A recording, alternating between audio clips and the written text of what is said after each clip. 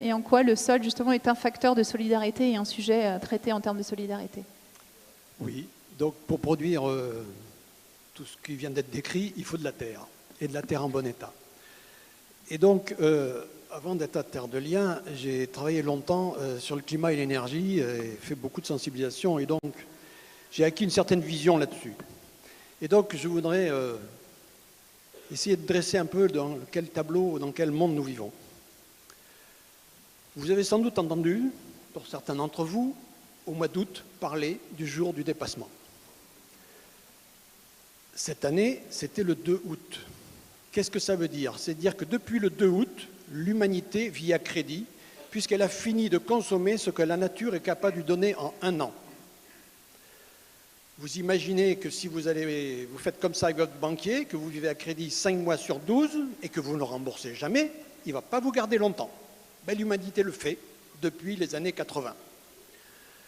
Donc, qu'est-ce qui s'est passé depuis le 2 août de significatif?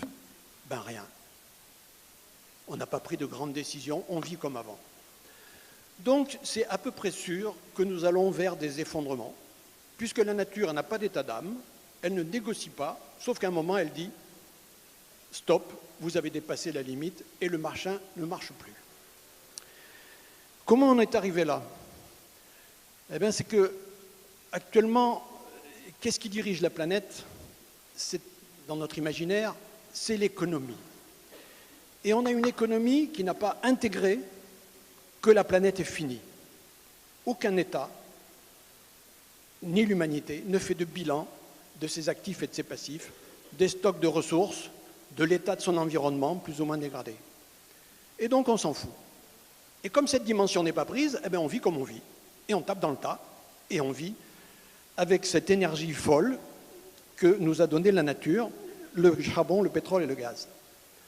Malheureusement, il n'y a qu'une seule chose qui se renouvelle chaque jour sur Terre, c'est l'énergie solaire. Nous en dépendons à 95%, mais sur ces 95%, il y en a 80% qui sont de l'énergie fossile, issue de l'énergie solaire et de la photosynthèse. Vous allez comprendre comment on arrive à la Terre.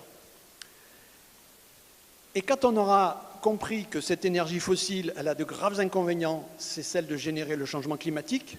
On est en plein dedans, là. On voit qu'il y a des événements majeurs qui deviennent de plus en plus graves.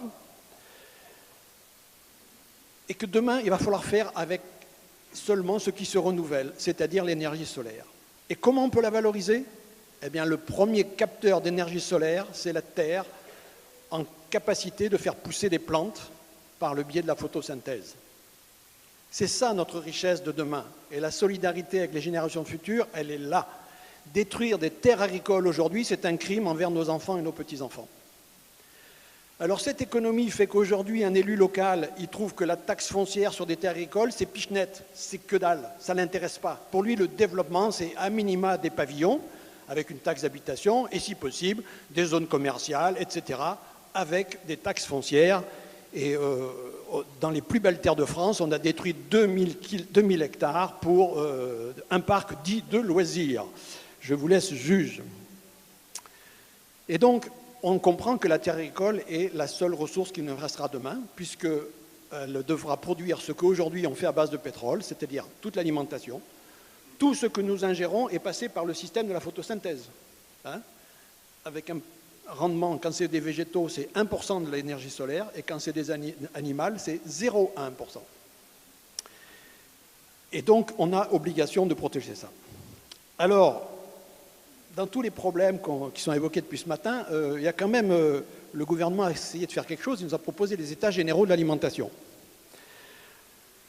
C'est bien, c'est effectivement pour régler ce problème gênant que les paysans, qui sont la base de notre société, sont mal payés et que tout le reste du système agroalimentaire, lui, par contre, n'a pas de problème. Mais on nous a bien dit que, parce qu'on est un certain nombre à participer aux États généraux, là, on nous a bien dit que de toute façon, on ne parlerait pas de l'économie. On va corriger les choses à la marge. Donc on ne remet pas en cause ce système qui est faux. Les équations des économistes, je vous l'explique, elles sont fausses dès le départ. Donc il n'y a pas de solution à ce système-là. Par exemple, il y a quelques années, on était content parce qu'il y a une grande victoire écologique. On a supprimé les sacs plastiques dans les supermarchés. Waouh, c'est pichenette. C'est les supermarchés qu'il faut supprimer. C'est eux qui génèrent cette économie folle, qui ne tient pas compte des limites. Ouais, oh, facile, facile. Donc, il faut un changement d'imaginaire. Il faut comprendre qu'on ne vit pas dans... Enfin, le vrai monde, ce n'est pas l'économie qui le dirige, c'est l'énergie. La base de notre vie, c'est l'énergie. Et voilà, je vous l'ai expliqué très rapidement. Hein, on va changer de monde énergétique, qu'on le veuille ou non. Et donc, ce matin, ça a dû être évoqué parce qu'il y avait Philippe Pointreau de Solagro. Je trouve que pour aider à ce changement d'imaginaire, il y a un superbe scénario qui s'appelle scénario After 2050. Ils se sont posé la question en prenant les choses à l'envers pour l'agriculture. C'est-à-dire, on ne va pas produire et le vendre, l'exporter, comme disait Stéphanie tout à l'heure, à je ne sais pas qui. Hein, voilà. On va se poser la question, qu'est-ce qu'il faut dans notre assiette en 2050 pour être en bonne santé et bien nourri? Eh bien, les diététiciens avec qui ils ont travaillé ont dit il faut déjà manger un peu moins, on absorbe trop de calories, et surtout manger moins de viande, moins de produits laitiers, plus de céréales, plus de légumes, plus de fruits à coque, plus de légumineuses, etc. Et donc, on se rend compte que si on mange moins de produits animaux, on libère des terres pour faire une autre agriculture. Et l'agriculture bio, qu'on dit moins productive, mais tout dépend de ce qu'on met dans l'autre. Hein. L'autre, elle ne se fait pas avec du rien. Hein. C'est-à-dire qu'on y introduit de l'énergie sous forme d'intrants.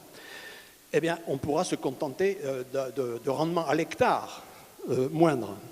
Et en plus, les terres vont devoir produire demain une part de notre énergie, les matériaux, les textiles, etc., qui aujourd'hui sont faits à base de pétrole.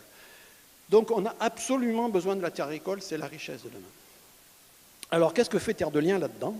Eh bien, Terre de Liens, c'est une association nationale qui propose aux citoyens qui ont compris l'importance de la terre, qu'il faut la préserver, la sortir de la spéculation. Eh bien, on propose aux citoyens, en mettant de l'épargne dans une société, la foncière Terre de Liens, qui va nous permettre d'acheter des terres, d'installer des paysans en agriculture paysanne, familiale et bio, voire encore mieux que bio, puisqu'on voit que le cahier des charges bio, il évolue pas toujours favorablement, et donc de mettre en place une autre agriculture. Alors, par moments, on est un peu désespéré devant ce monde et l'inertie de ce monde. Alors, moi, je me suis résolu à l'idée qu'effectivement, il allait s'effondrer et qu'il faut limiter les dégâts de l'effondrement. Donc, il est urgent de semer les graines du futur, et il existe Terre de Liens et Enercop, énergie partagée. Enfin, il y a plein de gens qui font des choses du même esprit et qui vont être les pousses qui vont se développer quand ce monde va commencer à s'effondrer.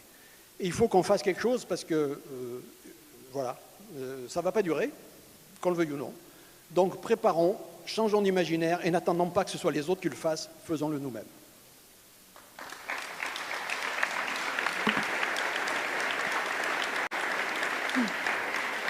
Merci Freddy. Donc Quentin de la Chapelle, président du réseau CIVAM, également avec nous aujourd'hui. Donc